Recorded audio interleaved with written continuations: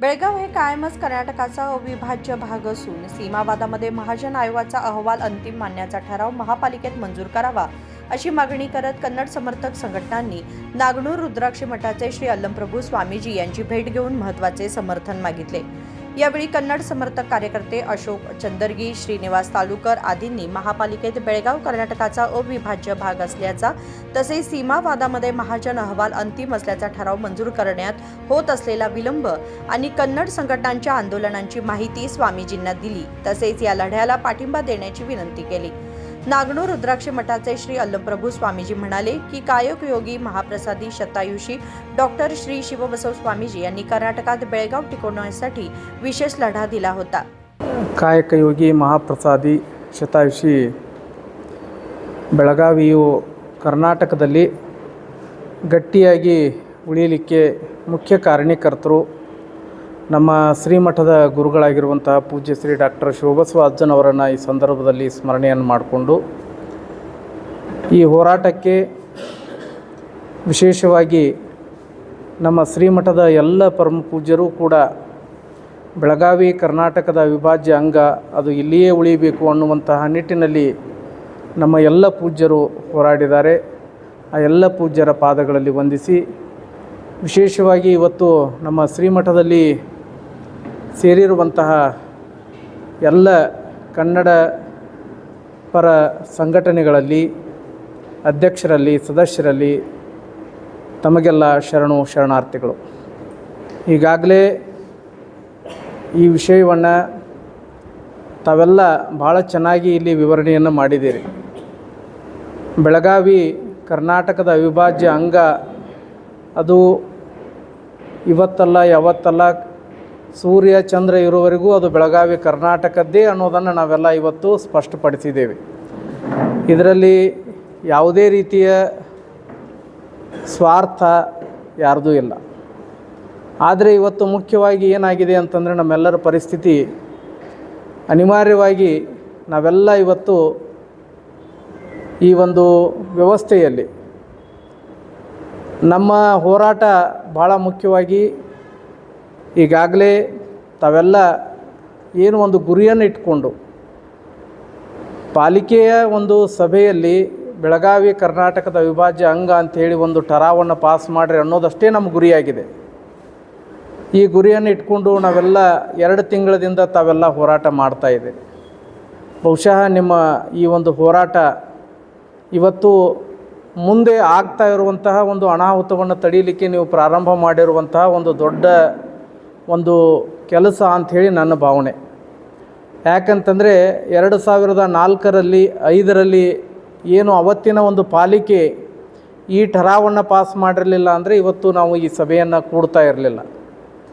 ನಂತರದ ದಿನಗಳಲ್ಲಿ ಆಗಿರುವಂತಹ ಬೆಳವಣಿಗೆಗಳು ಹಲವಾರು, ಆದರೆ ಇವತ್ತು ಪ್ರಸ್ತುತ ಇರುವಂತಹ ಪಾಲಿಕೆ ಅದು ನಮ್ಮದೇ ಪಾಲಿಕೆ, ನಮ್ಮವರೇ ಅಲ್ಲಿ ಎಲ್ಲರೂ ಇದ್ದಾರೆ।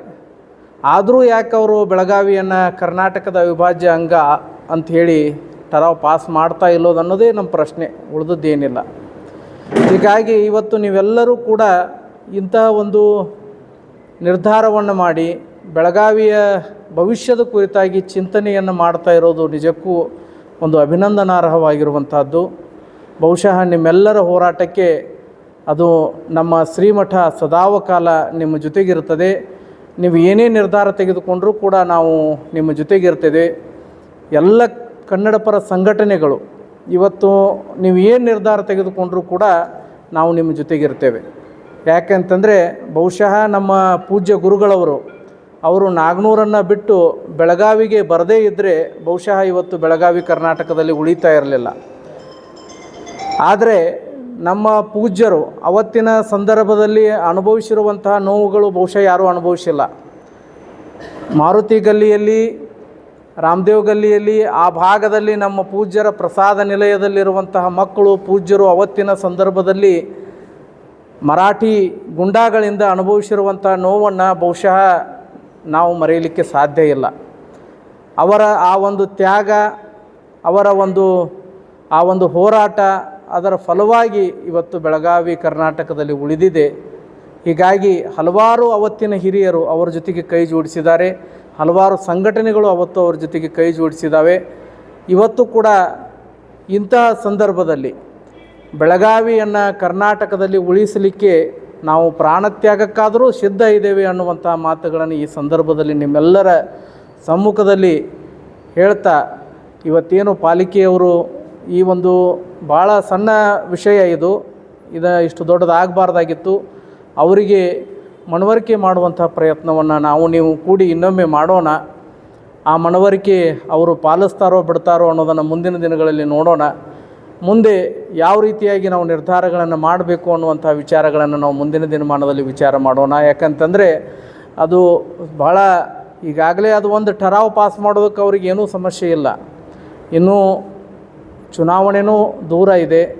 ಆದರೂ ಕೂಡ ಅವರು ಯಾಕೆ ಈ ಥರ ಮಾಡ್ತಾ ಇದ್ದಾರೆ? ಯಾಕಂತಂದರೆ ಇದು ಸುಪ್ರೀಂ ಕೋರ್ಟಿನಲ್ಲಿ ಇನ್ನೂ ವಿಷಯ ಎಂಟ್ರಿನೇ ಆಗಿಲ್ಲ. ಅದು ನಮ್ಮ ಅಶೋಕನ ಹೇಳಿದ ಹಾಗೆ ಅದು ಇನ್ನೂ ಎಂಟ್ರಿ ಆದಮೇಲೆ ಅದು ಬೇರೆ. ಆದರೆ ಇನ್ನೂ ಆ ವಿಷಯ ಆ ಹಂತದಲ್ಲಿ ಇರಲೇ ಇರೋದರಿಂದ ಇವರು ಸುಪ್ರೀಂ ಕೋರ್ಟ್ ಒಂದು ನೆಪವನ್ನು ಹೇಳಿಕೊಂಡು ಸುಮ್ಮನೆ ಕಾಲ ಕಳೆಯೋದು ಸರಿಯಲ್ಲ. ಈ ಸಂದರ್ಭ ಇದೆ.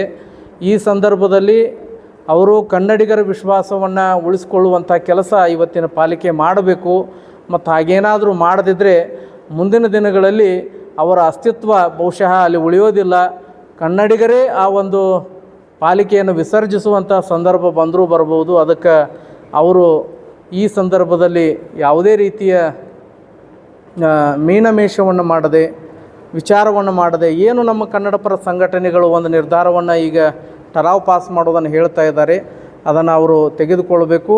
ಅದಕ್ಕೆ ಸಂಬಂಧಪಟ್ಟಂತೆ ಯಾರ್ಯಾರ ಜೊತೆಗೆ ಮಾತನಾಡಬೇಕು, ಏನು ಮಾಡಬೇಕು ಅನ್ನುವಂಥದ್ದನ್ನು ಕೂಡ ನಾವು ನೀವು ಕೂಡಿ ಅದನ್ನು ವಿಚಾರವನ್ನು ಮಾಡೋಣ, ಚಿಂತನೆಯನ್ನು ಮಾಡೋಣ. ಅವರ ಮನವೊಲಿಸುವ ಪ್ರಯತ್ನವನ್ನು ನಾವು ನೀವು ಕೂಡಿ ಮಾಡೋಣ. ಈಗಾಗಲೇ ನೀವು 2 ತಿಂಗಳಿಂದ ಮಾಡ್ತಾ ಇದ್ದೀರಿ, ಅದನ್ನು ಕೂಡ ಮುಂದುವರಿಸುವಂಥ ಕೆಲಸವನ್ನು ನಾವು ಮಾಡೋಣ. ಮತ್ತು ನಂತರ कन्नडिगांनी महापालिका विसर्जनाची वेळ आणू नये असेही ते म्हणाले. राजशेखर हिरेमठ, KMM मराठी, बेळगाव.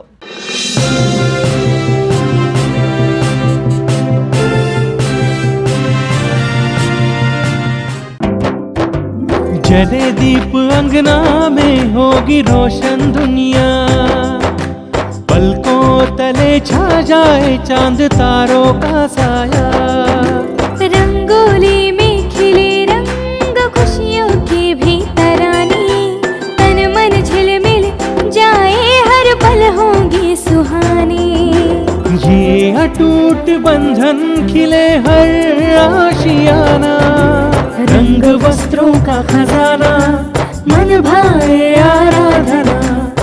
आराधना, मारुति गली बेलगाम, मन भाए आराधना.